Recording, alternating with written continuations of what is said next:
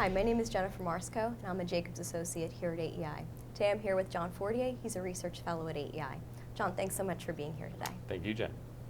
John, we don't like to think about terrorist attacks on the Capitol or anything, but it's always a possibility that could happen during the State of the Union address. What would be the impact on the government were such an attack to occur?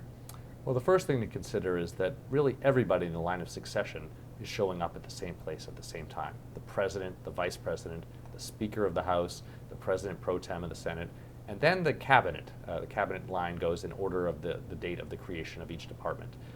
To mitigate that somewhat, we send away one member of the Cabinet each year. We send them away to a different location, so if the worst happened, if an attack were to come and kill everybody in the body, there would still be at least one person left in the line of succession.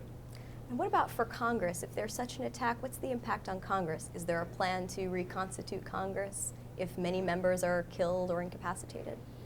Well, first, we have to think a little bit about presidential succession again. There is an issue if an attack is only partially successful, and it would go to the Speaker of the House and the President pro tem of the Senate.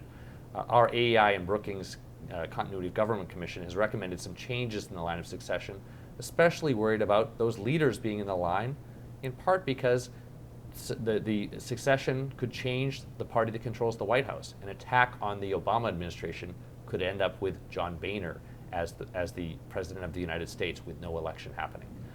When you come to Congress itself, there are some additional problems which many people do not think of.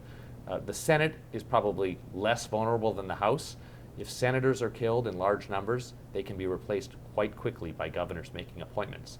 The House of Representatives, on the other hand, might take months to replenish because there are no appointments. We have to wait for elections to take place.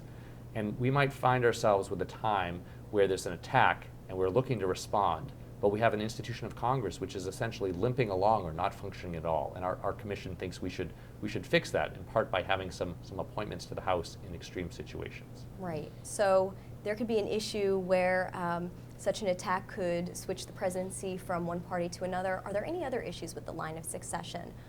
One thing I can think of maybe that you could talk about, what about cabinet members who aren't born in the United States?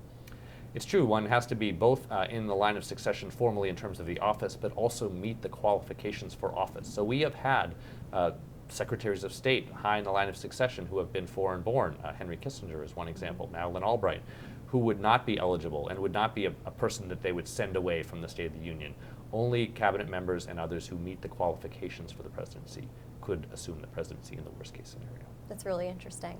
If you'd like to read the reports that John mentioned in passing, the reports on congressional continuity and presidential succession, you can visit the AEI Brookings Continuity of Government Commission website at www.continuityofgovernment.org, and also be sure to check out the latest issue of AEI's public opinion newsletter, Political Report. You can find that at www.aei.org.